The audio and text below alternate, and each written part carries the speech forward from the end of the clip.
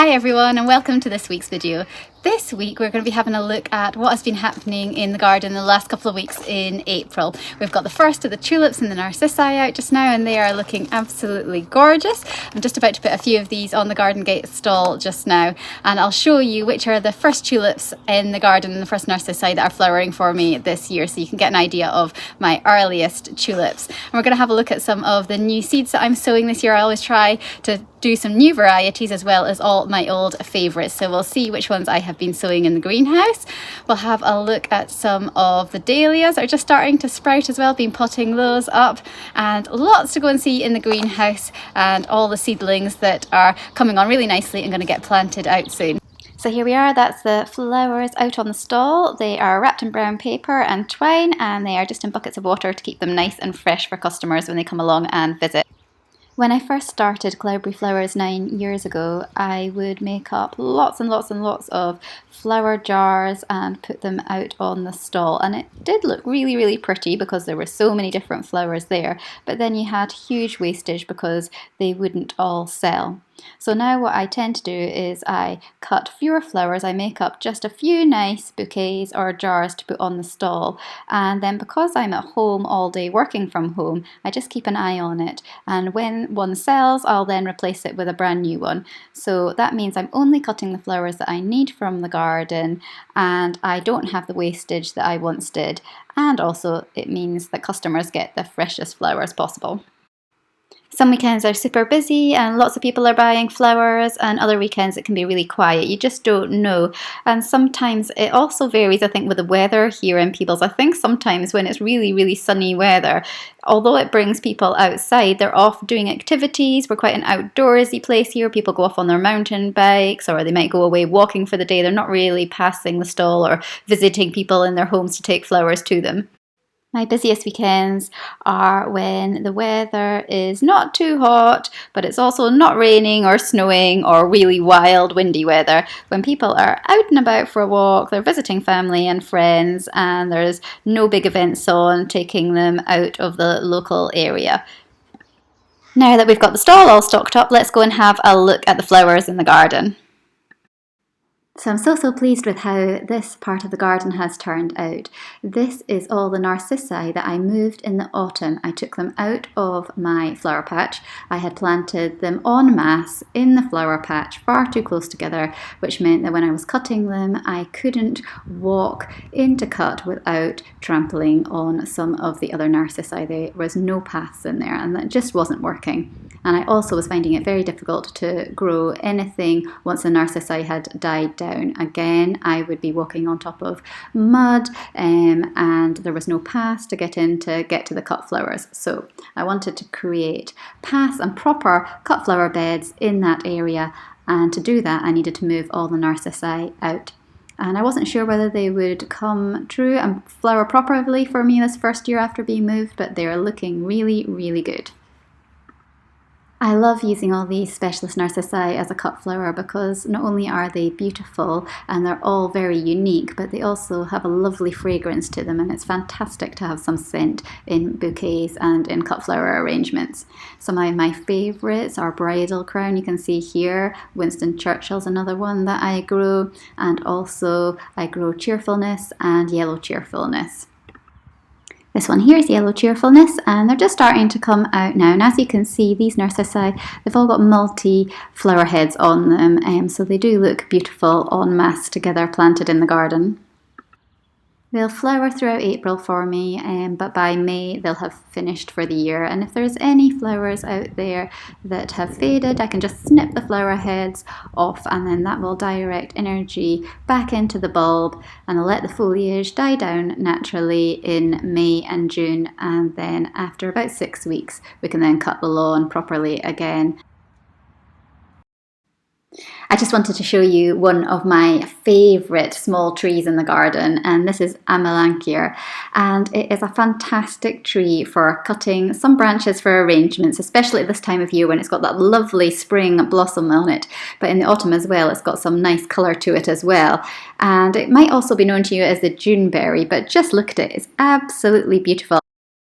And it's just at its peak at the moment, looking its absolute best. So I'm going to be cutting some branches from this for my florist buckets that are going out tomorrow for a wedding at the weekend. And I think these will add a really nice extra element to those wedding flowers and go really nicely with the tulips and the narcissi. So the tulips in the pots are just about going to be flowering. These fringed white honeymoon tulips I think will flower next week in the pots, but they've been really working well this year. The ones in the pots have really nice long stems on them. These are exotic emperor and they have just about started to open up now, so I think I'll be able to use some of them in my florist buckets this week. So these, along with the purple prints, are the first tulips to flower this year, and these are the first ones out in the flower beds. They are called North Cap and they are double tulips, and I've been cutting lots of these this week to go in my florist buckets for their weddings at the weekend. So when I come out in the morning as well, I go to the greenhouse and visit it and have a look and see if anything needs watering. But I come out and I check the tulips every morning first thing as well and see if any have come out and are at the stage ready for picking. And I'll need to do that several times during the day on sunny days because they do just start to pop, and you can be harvesting 4 or 5 times a day to get the tulips at just the right stage. So as a flower grower using tulips in arrangements, I like to pull the entire tulip out when I'm harvesting. That includes the bulb, and that just gives you extra stem length. You can gain about 1 to 2 inches in stem length by doing this. Although I am gaining the extra stem length as a flower arranger so I can use tulips in bouquets, what happens when you remove the entire bulb is that means tulips are a single-use flower. You can't have them flowering again the following year. They need to stay in the ground with some of their leaves so that they can put energy into the bulb after being cut. So if you just want a few in your house and you want them to flower again next year, you would need to just cut the flower, leaving a few green leaves on the bulb outside in the garden, and then hopefully you would get repeat flowering. The reason that I don't do this is not only because of the stem length, but also because the quality of the flowers do decrease. You're not guaranteed to get top quality tulip flowers the following years to use in arrangements, so that's why they're single use. So let's have a look at how I pull them up. Pull from the bottom here, and it'll just come out like that. That's the bulb on as well, and that just gives you a super long stem length. And I can store that if I wanted to for a few days if it was an earlier stage, dry with the bulb on in my cool stone garage. But because I'm using it today, I will cut the bulb off there. I will wrap a few of my tulips together in brown paper to keep the stems upright, and I will hydrate in a bucket of water for a few hours before arranging. Look at it, it's absolutely gorgeous. This is one of my absolute favourite tulips, Honeymoon. So let's go now and have a look in the greenhouse at the new seeds that I'm sowing for this year. So I'm excited about that. Every year there are flowers that will do really well for me, and I will repeatedly grow them because they're a sure thing. You know you're going to get good flowers from them. But it's also very exciting to try some new flowers every year. So this year I decided I would try Craspedia from seed. So that's the ones that you can see here, and they've just started to germinate just now.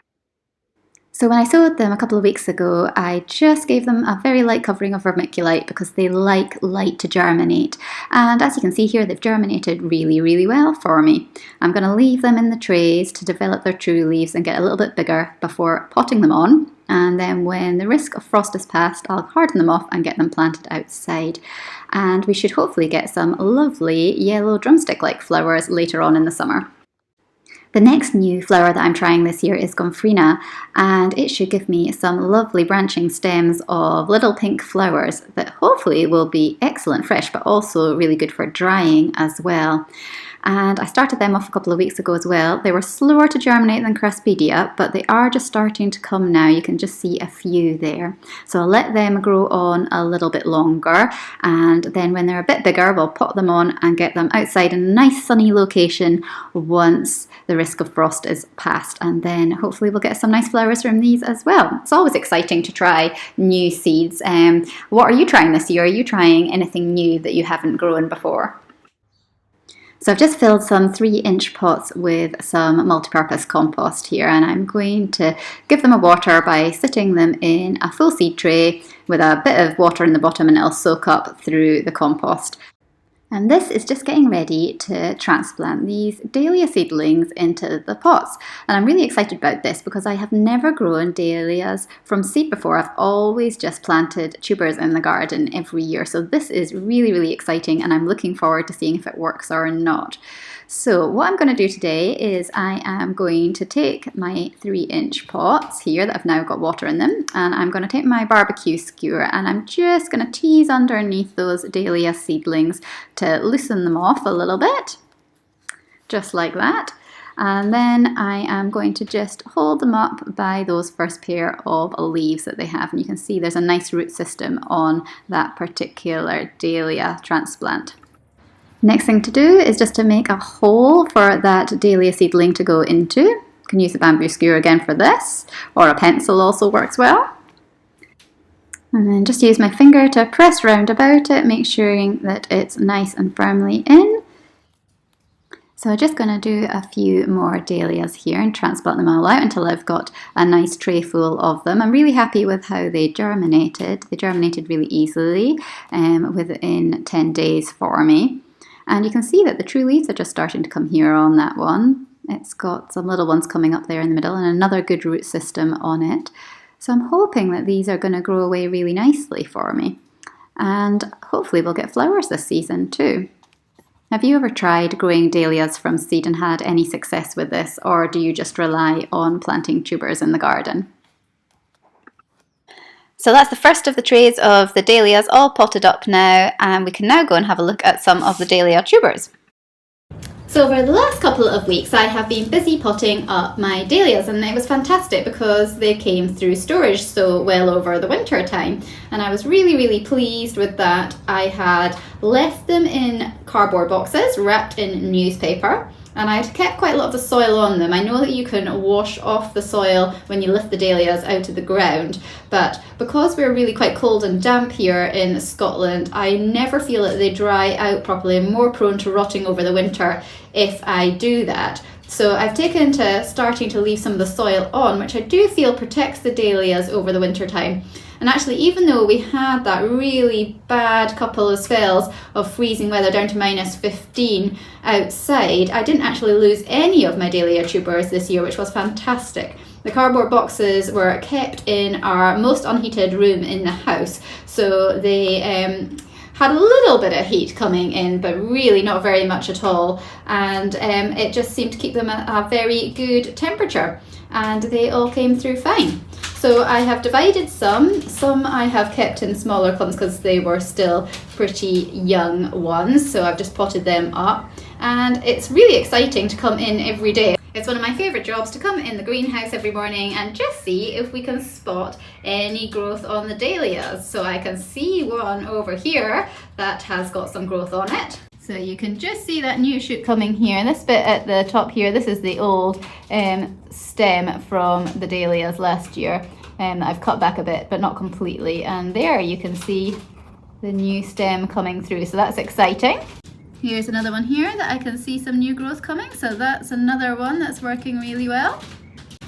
So when you're dividing up the dahlias, all you need is to have an eye on the tuber that you have. If you've got an eye, then you should get some new growth and you'll get a new plant out of it. If you don't have an eye, then you won't get any new growth and that tuber won't work. Here's a tuber here. You can see this is where the eye is, and this is where the new growth will come from. So through here on the heated propagating bench, we've got lots going on. So I have been putting on my zinnias, and they are super quick to germinate. So that's within a week that they've all come up there, which is fantastic. So we'll let them grow on a little bit and then get them potted up in the greenhouse.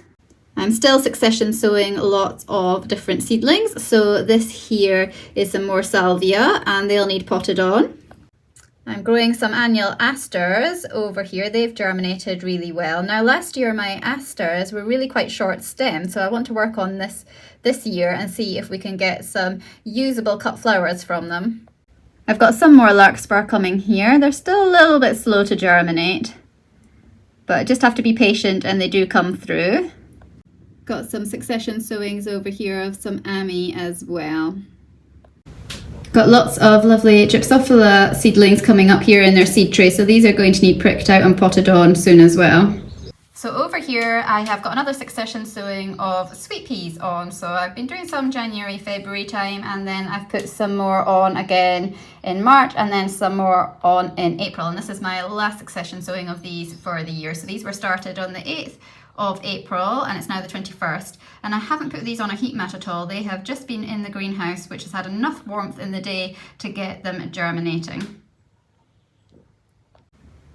Next week I need to get started on growing some sunflower seeds. Those will be succession sown every 2 to 3 weeks over the course of the next wee while, and that will give me flowers for the end of the summer into September time. Do you remember the sweet pea video from a couple of weeks ago? Well, I just wanted to give you an update on them. There's the pinched out section where we took some of the top growth off, and that's the lovely new branches down at the base there that you can see. So that's worked really well, the pinching out. Here's another example. There's the pinched out bit at the top there you can see, and then underneath this lovely new growth that is coming. So our sweet pea plants have really bushed out. They've gone from these leggy seedlings reaching for whatever light they could get to much sturdier plants with new branches on them. So this April we have had some nicer weather. We've had some lovely sunny days, but actually the overnight temperature has been really quite chilly. So we've had it down to close to freezing and some light frost some nights. So just having to keep an eye on things in the greenhouse. And I'm tending to come in the morning once the sun's up and see if anything needs watering. I'm tending to water in the morning rather than in the evening, because in the evening the temperatures are cooling and it is potentially going to get a bit frosty. So it's better to water in the morning when the sun's come up and the plants are nicely warming up in the greenhouse. We've got all sorts of little seedlings on the go at the moment. Let's have a look and see what we've got. We've got some Ami Magus, which is growing away really nicely here. And these are all in 82 cell trays at the moment. Over here we've got some Salvia Blue, and this was planted on the 7th of March. And it's now the 21st of April. So this is what it's looking like several weeks on. This is Scabious Burgundy Bow, and it was started on the 7th of March, and it's starting to develop some lovely nice true leaves too, and it's looking really nice and healthy.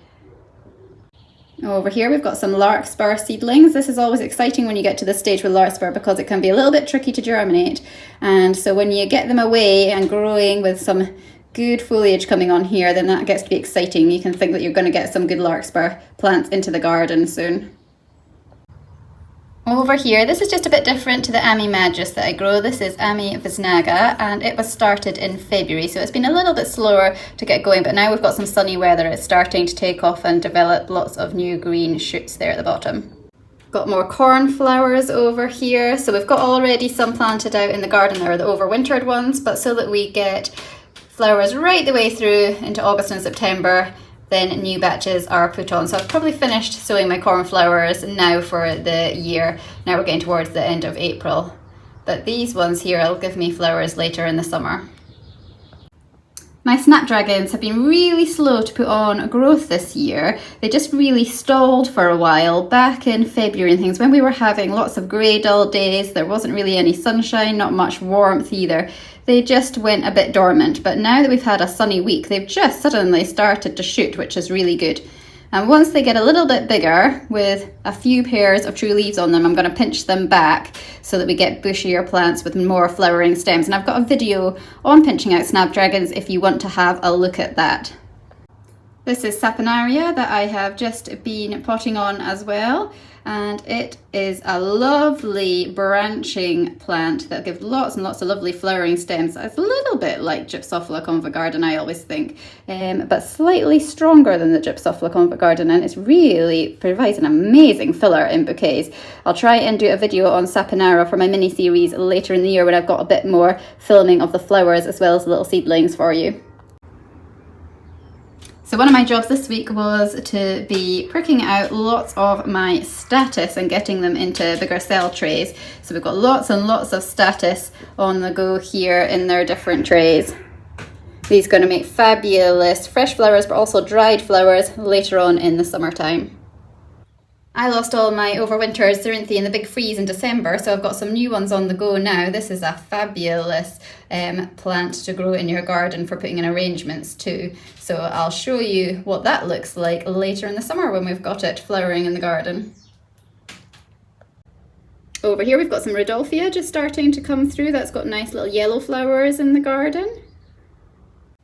And over here we've got some Bells of Ireland, probably one of my trickiest seeds to germinate. I don't know how you get on with Bells of Ireland, but we've got a few plants come up. And actually, the best Bells of Ireland seedlings that I got this year were ones in a seed tray that I'd given up on. I thought they're not going to germinate, and I just left it alone and then came back a couple of months later and they'd all decided to sprout. So that was very exciting, but not quite the way I normally sow seeds.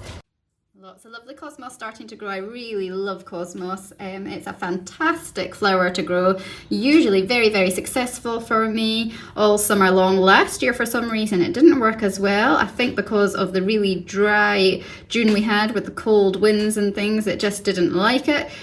So this year we're going to see if it's going to be a bit better.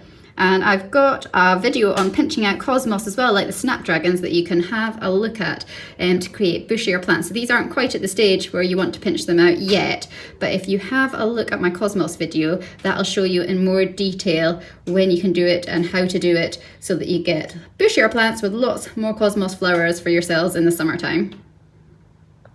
So I've just cut this gorgeous bucket of hellebores for a florist locally who's doing a wedding this weekend, and I thought it would be interesting to show you what stage that I'm cutting the hellebores at. So if you have a closer look here, you can see that that is a mature seed pod there in the middle on that hellebore, and that means it's ready for cutting. It is tempting to cut them earlier on in the season when they are just absolutely beautiful and just coming out to flower. But if you do that, there is a tendency for them to wilt. So it's worth waiting for a few weeks until they start to develop these lovely mature seed pods. So this one here has already started to produce a seed pod, and it will hold up really well in the vase. Here's another one here that you can see on the stem. A mature seed pod has formed in the centre. And this one here as well, you can see there. So even though they haven't got all these ruffled petals of just coming out, they do still look absolutely amazing with all their vibrant colours and the speckled parts of them.